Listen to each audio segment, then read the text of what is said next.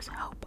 I also just want to say that if you enjoy reading videos, I am currently in the process of reading Twilight, the first book, chapter by chapter, on my Patreon, which is always linked in the description box down below.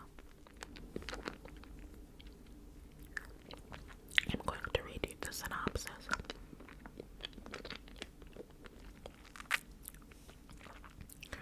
Born shrouded in the veil of the primals, a maiden as the fates promised, Seraphina Muriel's future has never been hers. Chosen before birth to uphold the desperate deal her ancestor struck to save his people, Sara must leave behind her life and offer herself to the primal of death as his consort. However, Sara's real destiny is the most closely guarded secret in all of Lasagna. She's not the well-protected maiden, but an assassin with one mission, one target. Make the primal of death fall in love, become his weakness, and then end him. If she fails, she dooms her kingdom to a slow demise at the hands of the rot.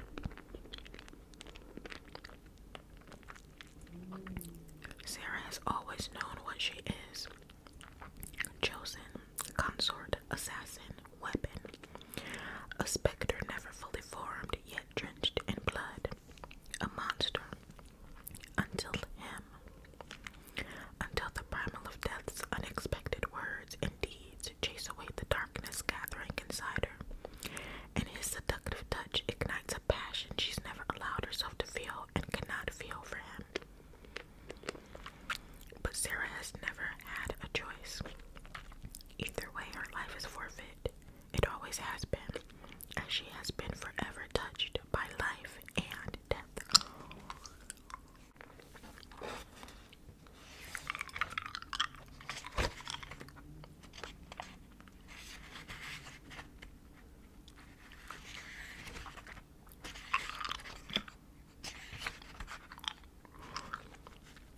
Dedication to you, the reader. As with all fantasy novels, we have a lovely little map. A lovely little map that you can come back to and reference if you get confused, which can be often with these kinds of books, honestly. And here is the prologue. You will not disappoint us today, Sara. The words came from somewhere in the shadows of the chamber. You will not disappoint Lasagna. No, I clasped my hands together to stop their ceaseless trembling as I breathed in deeply. I held that breath and stared at my reflection in the mirror propped against the wall. I had no reason to be nervous. I exhaled slowly. I will not disappoint you. I took another deep and measured breath, barely recognizing the person who stared back at me. Even in the dim flickering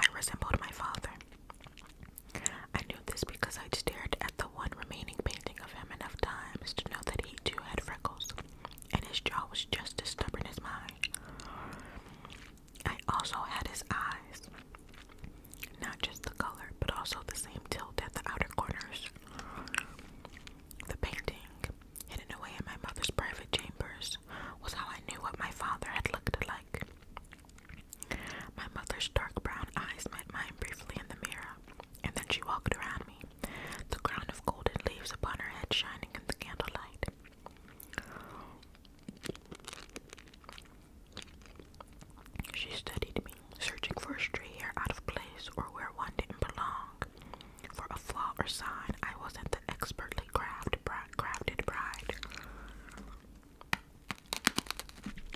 The price that had been promised 200 years before I was born.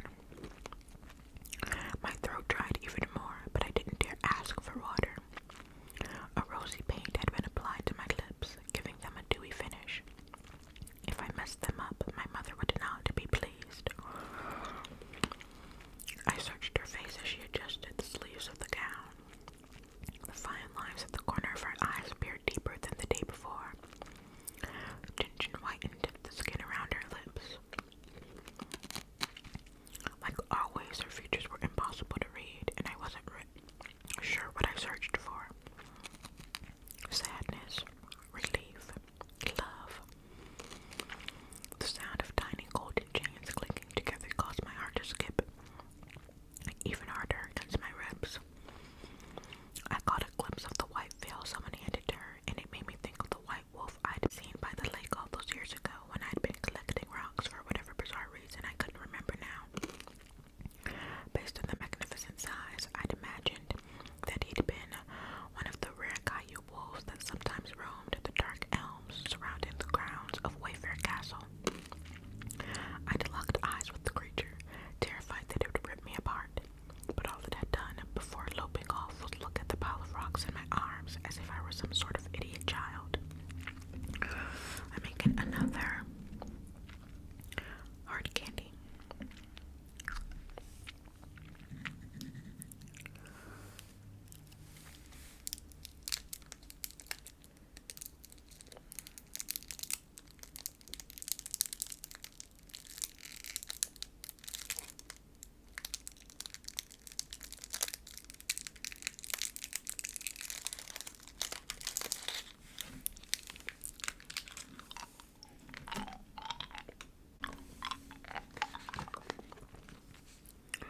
My mother placed the veil of the chosen over my head.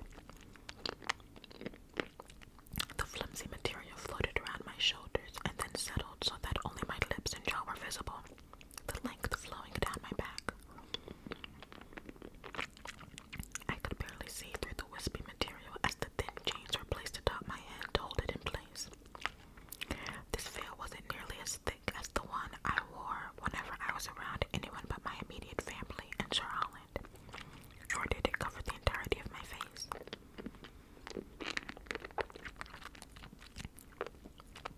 You may not be chosen, but you were born into this room, shrouded in the veil of the primals.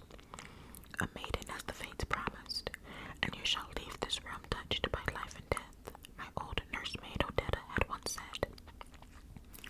But once again I looked like the chosen, those third sons and daughters born in a shroud, destined to serve the primal of life in his court. I spent my entire life hidden behind this veil, even though I had been born in a shroud and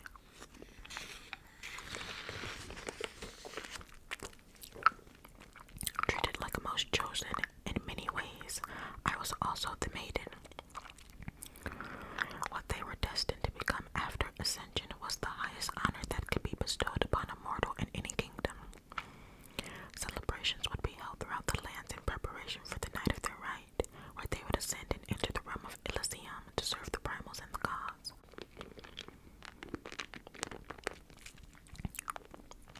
What I was destined for was the most closely guarded secret in all of Lasagna. There were no celebrations and feasts. Tonight, on my 17th birthday, I would become the primal of death's consort.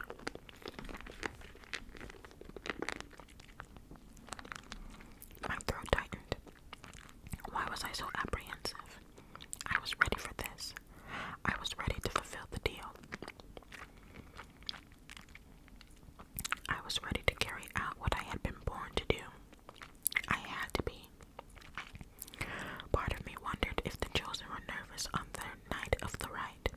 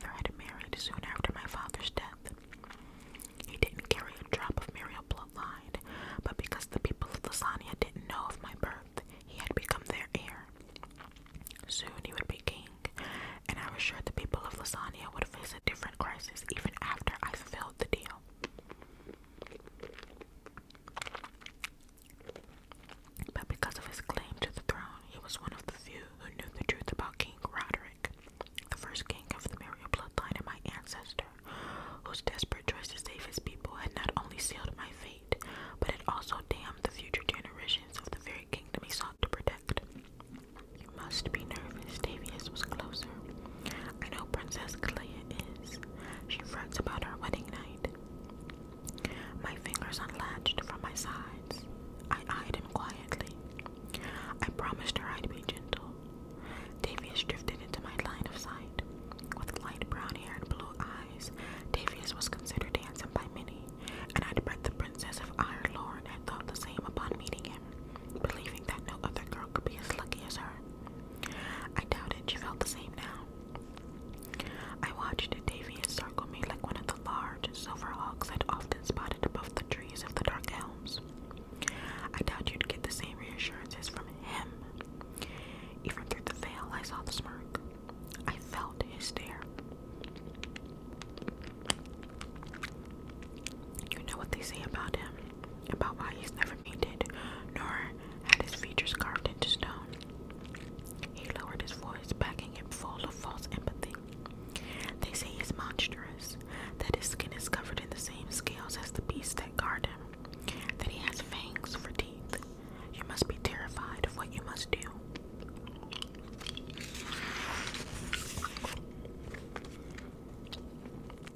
I wasn't sure if the primal of death was covered in scales or not, but all of them, gods and primals, had sharp, elongated canines.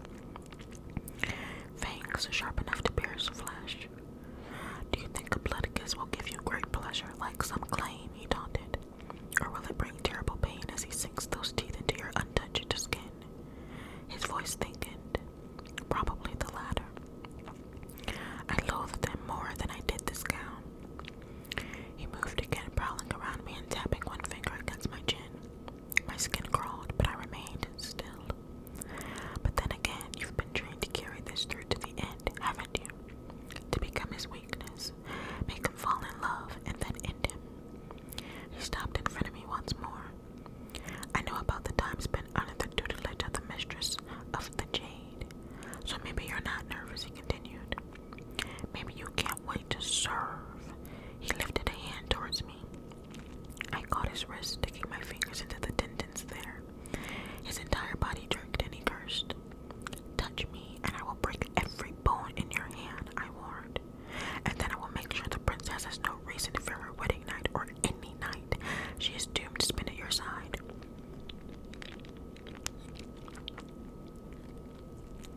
Tension built in Davius's arm, and he glared down at me.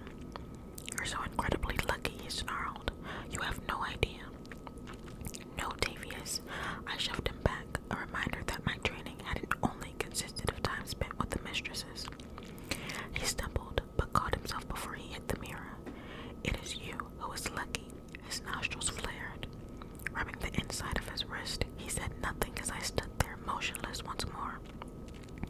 I spoke the truth. I could snap his neck before he even had a chance to raise a hand against me. Because of my destiny, I was better trained than most of the royal guards that protected him. Still, he was arrogant and spoiled enough to try something. I kind of hoped he would.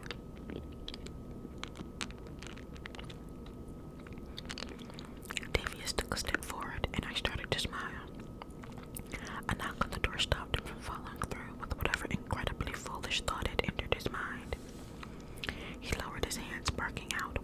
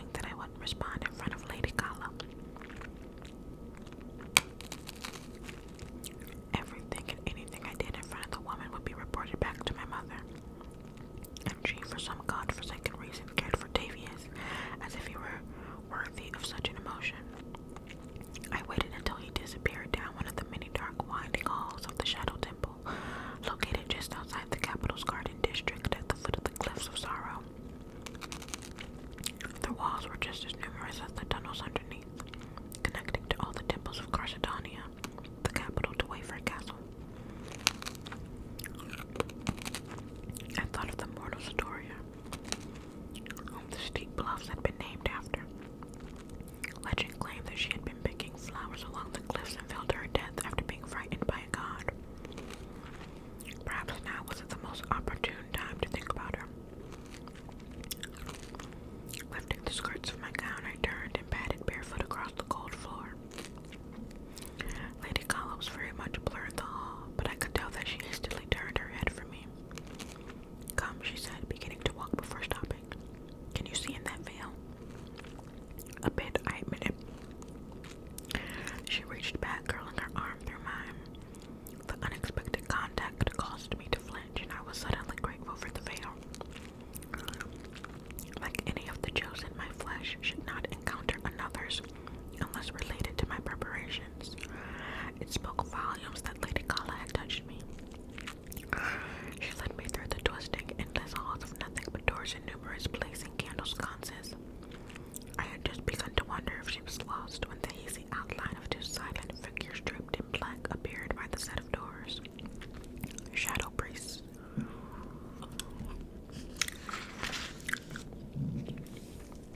I cut the roof of my mouth with that second candy, and it's quite literally bleeding, so I'm not going to put another one in. I've only got about 4 pages to go.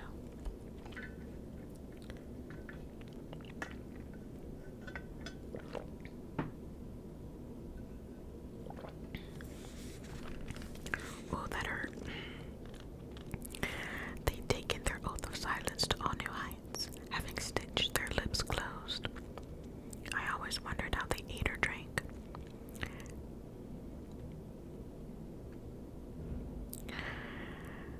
Based on their wraith-like sunken frames under the black robes, whatever method they used wasn't exactly working out that well for them. I suppressed a shudder as each of the priests opened a door to reveal a large, circular chamber aglow with hundreds of candles. A third shadow priest seemingly appeared out of thin air, taking Lady Collab's place. The bony fingers didn't touch my skin, but pressed into the center of my back. The contact still bothered me, made me want to pull away, but I knew better than to step away from the coldness of his fingers seeping through the thin layer of cloth. Forcing myself to breathe, I stared at the etchings carved into the otherwise smooth stone. A circle with a line through it. The symbol filled each stone tile. Having seen it before, I wasn't sure what it meant. My gaze lifted to the wide dais before me. The priest guided me down the aisle, and some of the pressure returned to my chest. I didn't look at the empty pews. If I had truly been chosen, those benches would be full of the highest-ranking nobility, the streets alive with cheers. The silence of the room chilled my skin. There'd only ever been one throne before, constructed from the same stone as the temple. Shadowstone was the color of the deepest hour of night, a marvelous material that could be polished until it reflected any source of light and wetted into a blade sharp enough to pierce flesh and bone.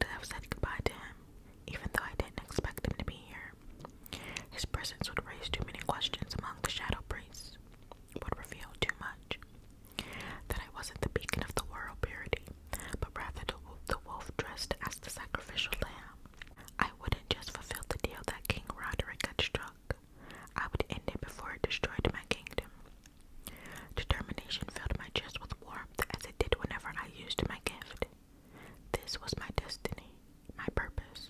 What I would do was bigger than me. It was for lasagna. So I sat there, ankles crossed demurely beneath the gown, hands relaxed on the arms of the throne as I waited, and waited some more. Seconds ticked into minutes. I didn't know how many passed, but tiny balls of unease formed in my belly. He'd been summoned to his temple. Shouldn't he be here?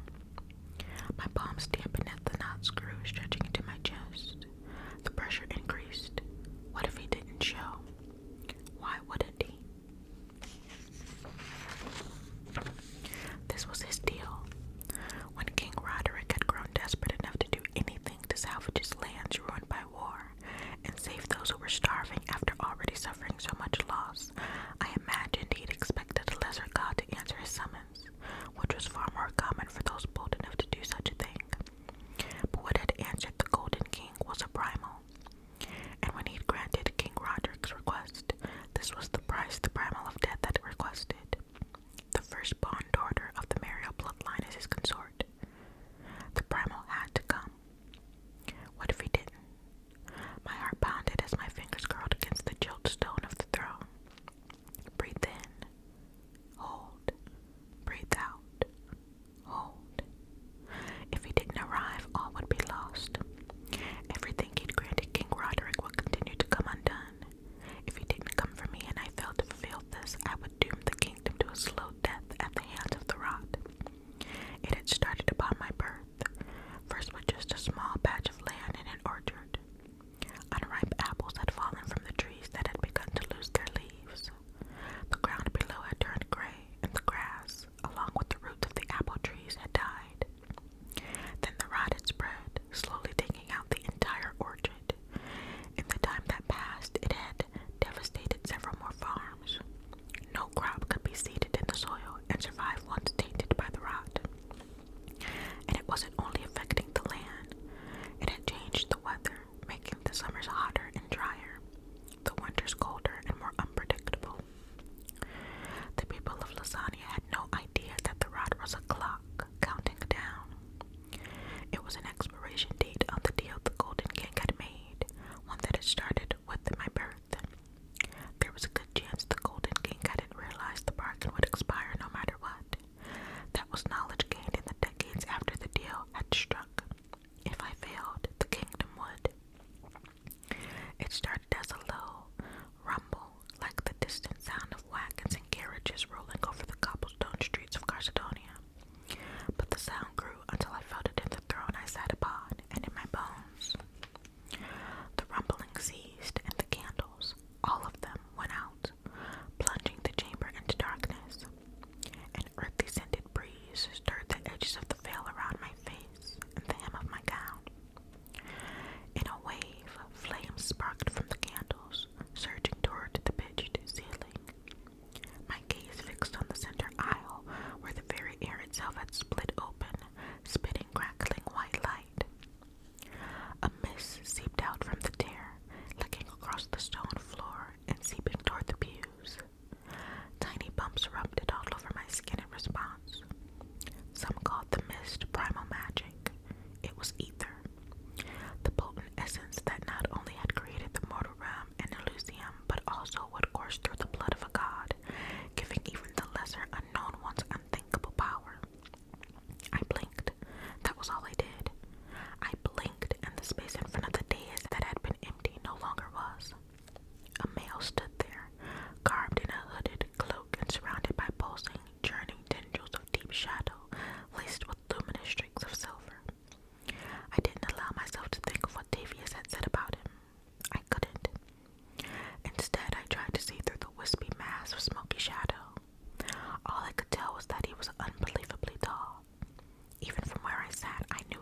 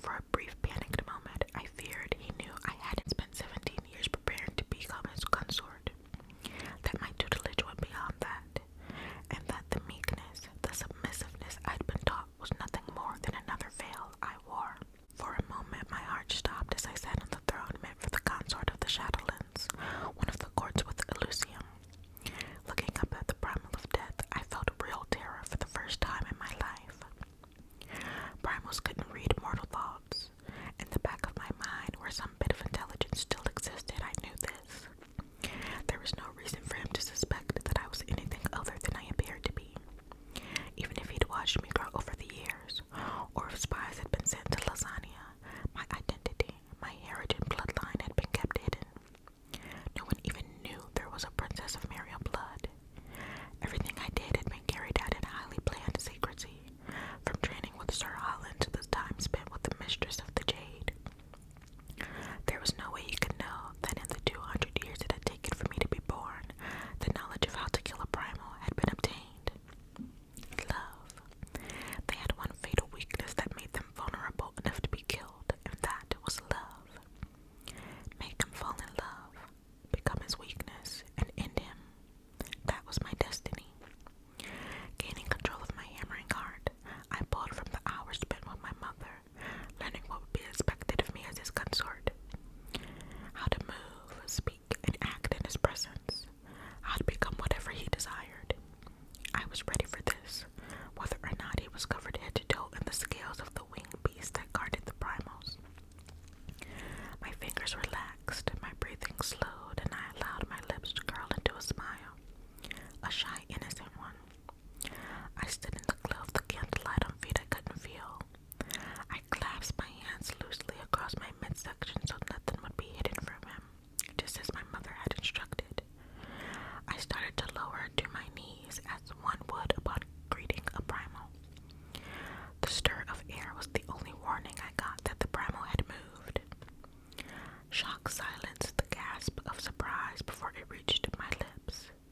He was suddenly in front of me. No more than a handful of inches remained between us. Swirling light rippled the air around me. He felt cold, like the winters to the north and east, like each winter here in Lasagna slowly became with each passing year. I wasn't sure I even breathed as I looked up into the void where his face should be. The primal of death shifted closer, and one of the shadow tendrils brushed across the bare skin of my arm. I gasped at the icy feel. He lowered his head, and every muscle in my body seized. I wasn't sure if it was his presence or the innate instinct we all had that warned us not to run, not to make any sudden movements in the presence of a predator. You, he said, his voice smoke and shadow and full of everything that awaited after someone took their very last breath. I have no need of a consort. My entire body jerked and I whispered, "What?" The primal pulled back, the shadows retracting around him. He shook his head. What did he mean? I stepped forward. "What?" I said again. The wind whipped from behind me this time, pitching the chamber into darkness as the candles whooshed out. The rumbling was weaker than before, but I didn't dare move, having no idea where he was.